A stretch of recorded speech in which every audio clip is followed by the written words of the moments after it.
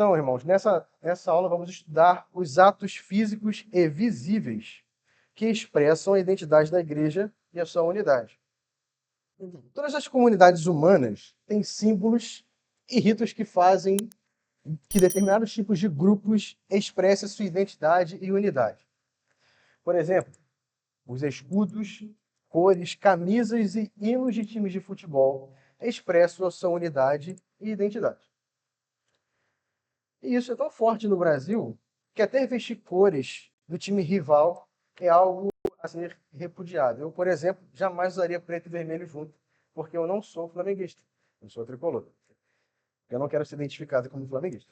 Ou seja, todos aqueles que querem expressar uma certa unidade com um grupo específico necessita de algo visível que identifique como tal. Ao longo da história da igreja, os cristãos se utilizaram de diversos símbolos para que sejam identificados, como, por exemplo, o peixe, que era em representação aos pescadores de homens. Mas há duas cerimônias específicas expressas no Novo Testamento, que são esses atos visíveis que expressam a nossa identidade como membros e povo de Deus, que são os dois sacramentos, o sacramento da ceia e o sacramento do batismo. E o que é o sacramento, Carlos? Você sabe me dizer o que é um sacramento?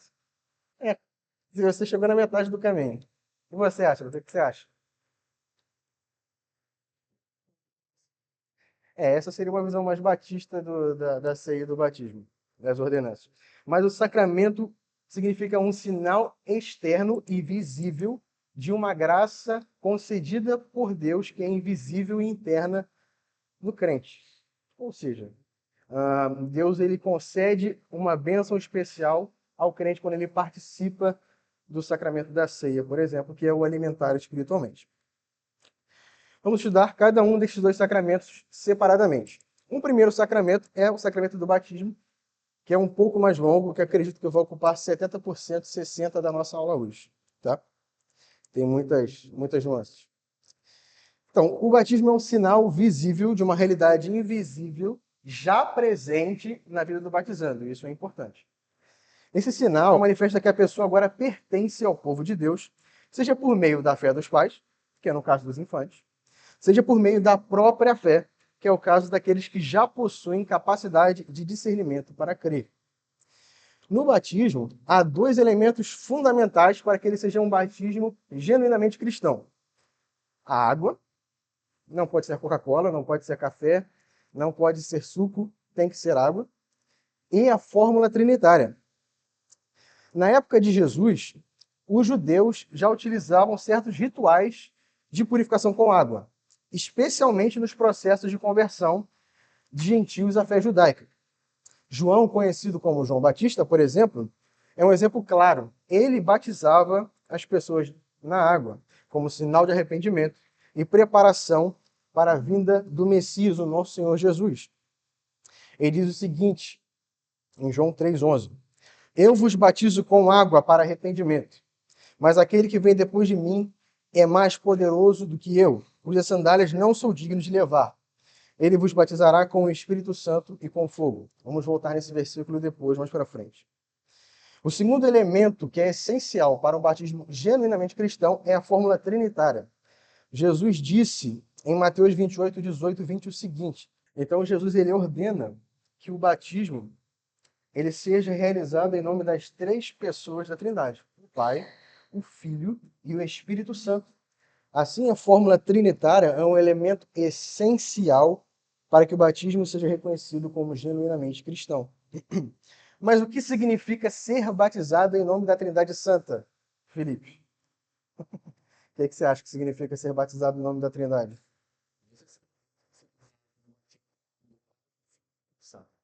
Mas o que significa para o batizando isso, para quem está sendo batizado? Perfeito, ele falou comunhão plena com Deus e ele está correto. Ao ser batizado em nome da Trindade, a pessoa é publicamente identificada com o Deus que se revela a três pessoas. E confessa que pertence integralmente a esse Deus. Esse batismo não é, portanto, apenas um rito simbólico, mas um ato de obediência, uma declaração de fé contínua com Deus Trino. Mas as Escrituras ainda nos mostram 6 significados que o batismo tem, que são, o primeiro, vamos passar por cada um deles explicando, a purificação do pecado. Segundo, a união com Cristo em sua morte e ressurreição. Terceiro, o dom do Espírito Santo. Quarto, a filiação à igreja como membro. Quinto, compromisso com a missão. E sexto, compromisso com o discipulado ético. Um dos significados mais claros do batismo é a purificação do pecado. A própria ação de lavar por sua natureza pressupõe a intenção de se limpar de alguma impureza, de alguma coisa. No caso do batismo cristão, sendo uma realidade espiritual expressa por meio de um sinal visível, essa lavagem simboliza a remoção dos pecados. Diante de Deus, o pecado é como uma mancha espiritual, uma impureza que precisa ser removida para que o ser humano possa ser aceito e ter comunhão com ele. Um texto bíblico que ilustra muito bem isso é Atos 22:16. Gustavo, pode ler para a gente? Atos 22:16. Isso, esse é um texto onde Ananias, quando ele vai se encontrar com ainda Saulo, ele fala ao apóstolo Paulo se batizar, porque esse batismo representa a remoção dos seus pecados. Mas é importante ressaltar que o próprio batismo por si não regenera ninguém, não tira pecado de ninguém.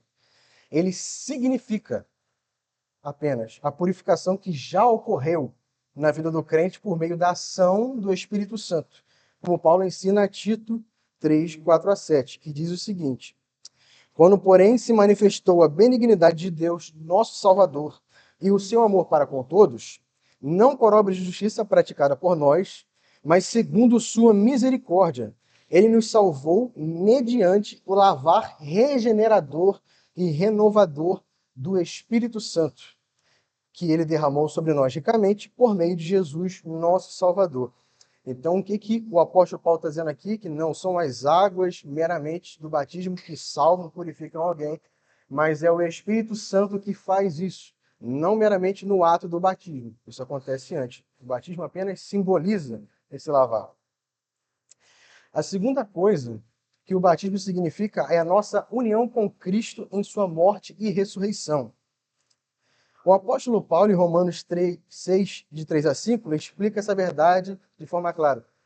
Gabs, consegue abrir para mim Romanos 6, 3-5 e ler para a gente, por favor? Então, mais uma vez, é fundamental ressaltarmos que o batismo em si não nos une com Cristo. Ele simboliza essa união, que já é presente na vida do crente verdadeiro. Somos unidos a Cristo pela fé, por meio da obra do Espírito Santo que aplica em nós os méritos de sua morte, da sua vida e de sua ressurreição. O Espírito é que nos conecta a Jesus e nos faz participantes dele e nos concede vida através da ressurreição de Jesus. A terceira característica daquilo que o batismo significa é o dom do Espírito Santo, declarado em Mateus 3,11, que disse que voltaríamos, onde João Batista diz o seguinte: ele vos batizará com o Espírito e com fogo. João aqui, chamado de Batista, está anunciando a vinda de Jesus e contrastando o seu próprio batismo com o batismo que Cristo realizaria. E deixa claro que o Espírito batizaria com o Espírito e com fogo. Dentro da nossa teologia reformada, compreendemos que o batismo com o Espírito Santo se refere à regeneração, e não a um batismo que vai nos conceder dons miraculosos, como dons de língua, dons de cura, etc. Isso é uma obra interna do Espírito Santo que transforma o coração do pecador, dando-lhes nova vida espiritual. O batismo com água é, portanto, um sinal externo que representa essa obra interna do Espírito. E o batismo com fogo é um batismo para a condenação dos ímpios. Contudo, não vamos adentrar muito nesse assunto. Se quiserem saber mais, só vocês arrastarem para cima e comprarem meu curso que eu explico para vocês depois. E é claro que eu estou brincando. A quarta coisa que o batismo significa é filiação à igreja como membro. De forma lógica, quem é unido a Cristo passa a fazer parte do seu corpo. E quem faz parte do corpo de Cristo é membro da sua igreja. O apóstolo Paulo também confirma essa verdade em Gálatas 3, 26, 29. Então, Paulo, nesses versículos, ele mostra que a fé em Cristo e o batismo são marcos de entrada na família de Deus. ele também estabelece uma conexão clara e direta com Abraão, dizendo que todos os que pertencem a Cristo são descendentes espirituais e herdeiros da mesma promessa. Dessa forma, o batismo no Novo Testamento cumpre um papel que a circuncisão cumpria no Antigo Testamento, que é o sinal da entrada na aliança e um marco visível de pertencimento ao povo de Deus. Essa conexão entre circuncisão e batismo é feita de forma explícita por Paulo em Colossenses 2, do versículo 11 e 12, onde ele afirma que os crentes foram circuncidados espiritualmente ao serem batizados, que está escrito em Colossenses 2, 11 e 12, que eu vou ler. Nele também fossem circuncidados, não por intermédio de mãos, mas no despojamento do corpo da carne, que é a circuncisão de Cristo, tendo sido sepultados juntamente com ele no batismo, no qual igualmente fostes ressuscitados mediante a fé no poder de Deus que ressuscitou dentre os mortos. Além disso, o apóstolo Paulo também afirma em 1 Coríntios 7,14 que os filhos dos crentes são santos. E é por isso que aplicamos o sinal da aliança a eles. E diz o seguinte: porque um marido incrédulo é santificado no convívio da esposa, e a esposa incrédula é santificada no convívio do marido crente. De outra sorte, os vossos filhos eram impuros, porém agora eles são santos. Ou seja, os filhos dos crentes são considerados santos, eles são considerados separados. Ele não quer dizer que eles têm uma santificação que parte da regeneração, mas porque eles são separados e pertencem a Deus, ao seu povo visível. Isso demonstra que o sinal da aliança deve ser aplicado a eles, assim como ocorria na circuncisão do Antigo Testamento. Portanto, o batismo é o sinal visível de pertencimento à aliança da graça, que deve ser aplicado tanto aos adultos quanto aos que creem, quanto aos filhos daqueles que estão na fé, conforme o padrão bíblico e a continuidade da aliança estabelecida por Deus do Antigo até o Novo. O quinto significado do batismo é o compromisso com a missão de Deus. Ao Deus prometer a Abraão o seguinte, que em ti serão benditas todas as famílias da terra, em Gênesis 12, 3, Deus já estava apontando para Cristo, o verdadeiro descendente. Essa conexão o apóstolo Paulo faz em Gálatas 3,16. Depois, se vocês quiserem ler, eu posso passar para vocês também o texto que eu escrevi aqui. Por meio de quem é bênção da salvação, alcançaria todas as nações. Todos que estão em Cristo, pela fé, são feitos descendência espiritual de Abraão e herdeiros dessa promessa. E com essa herança, também recebem uma missão: continuar sendo instrumentos de bênção ao mundo, anunciando o evangelho da salvação. Essa promessa não termina com a vinda de Cristo, por mais que fale dela. Ela se expande por meio da missão da igreja. As nações são abençoadas não por meios humanos, mas pela pregação do evangelho, que chama homens e mulheres de todas as línguas, povos, ao arrependimento e à fé em Cristo Jesus. E Jesus confirma isso ao dar a chamada à grande comissão, um texto que já lemos, que inclui o batismo como parte visível da resposta à mensagem do evangelho, que diz no verso 19 do capítulo 28. Ide, portanto, fazer discípulos de todas as nações, batizando-os em nome do Pai, do Filho e do Espírito Santo. O batismo, então, é uma parte essencial da missão de Deus no mundo, pois é o sinal de que herdamos uma missão de levar o evangelho a toda a criatura.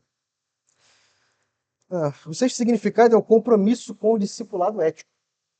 O batismo também carrega consigo um compromisso ético e espiritual com a nova vida em Cristo.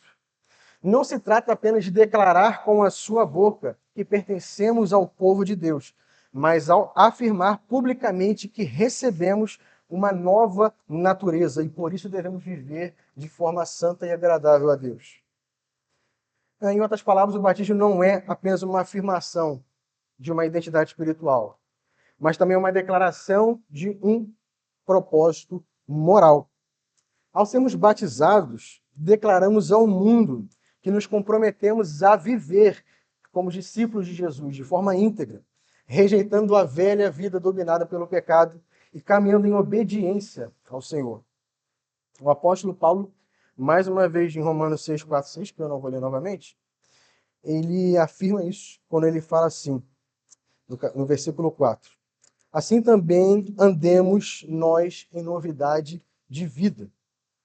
A lógica de Paulo é clara: se morremos com Cristo, também devemos viver como ressuscitados com Ele. Uma vida marcada por renúncia ao pecado e pela prática da justiça e daquilo que agrada a Deus. Portanto, um batismo é um sinal de que morremos para o pecado, recebemos uma nova vida em Cristo e nos comprometemos com a ética do reino de Deus, revelada na sua palavra. Viver de forma incoerente com essa nova vida é negar, na prática, o significado do batismo. Por isso, os crentes batizados devem buscar diariamente viver em novidade de vida, como testemunhas fiéis da transformação operada pelo Espírito Santo. Um ponto de controvérsia que há no batismo, além do batismo, que eu abordei brevemente, é qual é o modo de batismo correto. No Novo Testamento, eu vou por parte, melhor. A igreja, durante a sua história, reconheceu 4 formas de batismo diferentes, eu vou nomear para vocês, que é o batismo por imersão, que é que o batizando é completamente submerso na água. Segunda, que é a aspersão, a água é borrifada sobre a cabeça do batizando. Terceira é a efusão, a água é derramada sobre o batizando. E o quarto é a ablução, a água é passada na cabeça ou a cabeça é lavada. Entre esses modos, nenhum é explicitamente prescrito como obrigatório nas Escrituras. Nenhum deles. Do ponto de vista reformado, o mais importante não é a quantidade de água, mas o ato que representa a realidade espiritual. A nossa confissão, a Confissão de Fé de Westminster, aborda esse assunto no capítulo 28 da seção 3, dizendo: não é necessário imergir na água o candidato, mas o batismo é corretamente administrado por efusão, que é a derramamento, ou a aspersão, que é... Opa, acho que eu falei errado. Sim, eu que fiz o símbolo errado aqui. Tem a efusão, que é o derramamento, e a aspersão, que é o borrife. Então, a nossa confissão diz de forma clara que não existe um modo específico daquilo que a Escritura diz que tem que ser esse modo, como os nossos irmãos batistas entendem que a imersão é o único método correto de batismo. Nós temos, por exemplo, em Atos 2, no Pentecostes, o apóstolo Pedro relacionando o derramamento do Espírito Santo e relacionando isso com o próprio batismo. Ele diz o seguinte no versículo 17: derramarei do meu Espírito sobre toda a carne, que também está em Joel 2, 20 alguma coisa, não lembro. Então o apóstolo Pedro faz a associação entre o derramamento do Espírito Santo e o batismo e sugere que o modo pode ser igualmente simbólico por meio da efusão. Não precisa ser por imersão. Qualquer um desses modos são modos bíblicos e corretos. E existem, assim, quilos de texto que falam de outros métodos de batismo também, não necessariamente somente o de imersão. O segundo sacramento, instituído por nosso Senhor Jesus Cristo, é a ceia do Senhor. E assim como o batismo, é um sinal visível por meio da qual Deus comunica bênçãos invisíveis ao seu povo. Nesse caso, a ceia do Senhor nos alimenta espiritualmente e nos une mais a Cristo, mediante o seu poder vivificante, como afirma João 6, 53 e 58. Vou pedir para o presbítero Vitor, por favor, ler para a gente. João 6, 53 e 58. Então, nós temos um texto que diz claramente que o Senhor nos alimenta de maneira espiritual por meio da participação nesse sacramento. No entanto, ao contrário do batismo, que pode ser aplicado às crianças, como sinal de entrada da aliança, a ceia é reservada àqueles que já professam sua fé, pois a fé consciente é um pré-requisito para o seu uso adequado. No Antigo Testamento, a refeição mais sagrada e mais importante era a Páscoa, celebrada em memória do livramento de Israel no Egito. Essa cerimônia não apenas lembrava e relembrava o passado, mas também apontava profeticamente para o sacrifício do Cordeiro de Deus que tira o pecado do mundo. Jesus, ao celebrar a ceia com seus discípulos, na noite da Páscoa, como está escrito em Lucas 22, 14 até o versículo 20, transforma o sentido da refeição pascal. Ele se apresenta como o Cordeiro definitivo e estabelece um novo sacramento, que aponta não mais para o êxodo do Egito, mas aponta para um êxodo espiritual, o livramento do pecado, da morte e do mundo por meio da cruz. Assim como o batismo substituiu a circuncisão como entrada na aliança, a ceia substitui a Páscoa como uma refeição memorial da nova aliança, como Paulo afirma em 1 Coríntios 5:7, que eu vou ler. Lançai fora o velho fermento, para que sejais nova massa, como sois de fato sem fermento. Pois também Cristo, nosso Cordeiro Pascual, foi imolado. Por isso, celebremos a festa não com o velho fermento, nem com o fermento da maldade e da malícia, e sim com asmos da sinceridade e da verdade. Assim como no batismo, que há dois elementos fundamentais para ser um batismo genuinamente cristão, a ceia também tem dois elementos que são fundamentais para que seja uma ceia genuinamente cristã, que são o pão e o vinho. Não vamos entrar na polêmica do suco de uva, mas suco de uva não é vinho. Enfim. Esses elementos eram dos mais comuns da época de Jesus e continuam sendo entre os mais presentes em nossos dias. O Senhor Jesus, ele partiu o pão, deu graças, tomou o vinho em um cálice e repartiu os dois elementos com seus discípulos. E ao partir o pão, ele disse: Isto é o meu corpo, que é dado por vós. Com essas palavras, Jesus associa o partir do pão à sua morte, pois o pão que representava o seu corpo foi partido, assim como o corpo de Cristo também foi partido durante as sessões de tortura que ele sofreu e a morte na cruz. Essa ação também nos ensina que ele se entregou de maneira voluntária e de maneira vicária. Ele deu o seu corpo a nós. No Evangelho de João, Jesus diz o seguinte: ninguém tira a minha vida, eu mesmo dou. Ninguém pode tirar a vida de Jesus. Ele mesmo entregou-se por nós. E quando eu quero falar que ele se entregou de maneira vicária, eu estou afirmando que ele morreu em nosso lugar. Isso quer dizer morte vicária. Morrer em nosso lugar. Jesus, ele também disse, ao tomar o cálice, o seguinte: esse é o cálice da nova aliança no meu sangue, que é derramado por vós e por muitos para a remissão dos pecados. Com essas palavras, Jesus anuncia que o seu sangue seria derramado por todos os seus eleitos, apresentando-se como o Cordeiro de Deus, a semelhança dos sacrifícios do Antigo Testamento, para a remissão dos pecados do seu povo. Mas é importante ressaltar, antes de avançarmos um pouco, que Jesus, ao dizer: isto é o meu corpo e este é o cálice da nova aliança no meu sangue, Jesus não está afirmando que o pão e o vinho são literalmente o seu corpo e o seu sangue, mas que esses dois elementos representam o seu corpo e o seu sangue. As palavras gregas traduzidas por isto é, pode também ser compreendida como isto significa, ou isto representa, como bem observou Eurico Zwinglio, que é um reformador, na discussão com Martinho Lutero sobre a ceia. Além disso, o pão e o vinho não poderiam ser o corpo e o sangue de Jesus de forma literal, pois o próprio Cristo, na instituição do sacramento, estava ali em carne, osso e sangue, repartindo do pão e do vinho com seus discípulos. Logo, aqueles dois elementos não podem ser o sangue do corpo de Cristo. Jesus ainda acrescenta algo na instituição do sacramento, que são essas palavras: fazer isto em memória de mim. Com isso, o Senhor Jesus ele nos convida a fazermos com a ceia o mesmo que o povo da antiga aliança fazia com a Páscoa. Lembrar daquilo que Deus fez por eles. Agora, nós, como membros da nova aliança, lembramos daquilo que Cristo fez por nós na cruz, nos livrando do pecado, da morte e do mundo.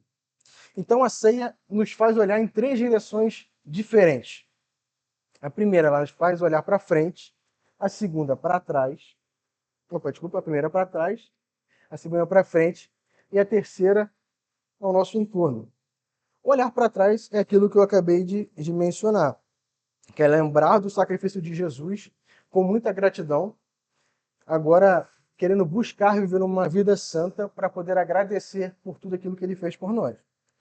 Olhar para frente quer dizer que olhamos com esperança para o futuro, pois a morte e a ressurreição de Cristo garantem que, mesmo após a nossa morte, seremos ressuscitados com Ele no último dia, à semelhança de Jesus, quando ele voltar para buscar os seus, como diz João 14, 1 a 3. Eu vou ler.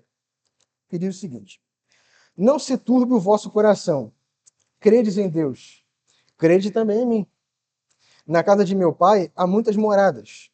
Se assim não fora, eu vos teria dito, pois vou preparar-vos um lugar. E quando eu for e vos preparar lugar, voltarei e vos receberei para mim mesmo, para que onde eu estou estejais vós também. Então temos que olhar para frente quando celebramos a ceia também. E o terceiro aspecto daquilo que a ceia ela nos promove a olhar é o olhar ao nosso redor. A ceia do Senhor não é individualista, não existe uma pessoa só ceando. Ela deve ser partilhada e compartilhada entre os irmãos. Ao participarmos dela, afirmamos que estamos em comunhão com Deus e com todos os outros que professam a mesma fé. E esse aspecto era negligenciado pela igreja de Corinto, por exemplo, que havia criado facções entre ricos e pobres dentro da igreja, transformando a ceia num banquete de facções e não numa igreja unida. E eu vou pedir para a Rafa ler para a gente 1 Coríntios 11, do versículo 17 ao versículo 22. É por isso que o apóstolo Paulo, ele fala essa parte famosa sobre a Santa Ceia, que diz o seguinte, que eu não coloquei aqui no esboço, mas eu vou ler para vocês. Nisso não vos louvo. Ele vai dizer assim: Examine-se, pois, o homem, do versículo 28 até o versículo 32. A si mesmo, e assim como do pão e beba do cálice. Pois quem come e bebe, sem discernir o corpo, come e bebe juízo para si. Eis, pois, a razão porque há entre vós muitos fracos e doentes, e não poucos que dormem. Porque se nós julgássemos a nós mesmos, não seríamos julgados. Mas quando julgados, somos disciplinados pelo Senhor para não sermos condenados com o mundo. O que o apóstolo Paulo quer dizer aqui com discernir o corpo? O que os coríntios estavam fazendo era segregar os irmãos pobres, os ricos, né, no caso, segregando os irmãos pobres. Porque existia uma festa que era chamada de Festa da Fraternidade, que era celebrada na igreja primitiva, que era uma festa que vinha antes da Santa Ceia.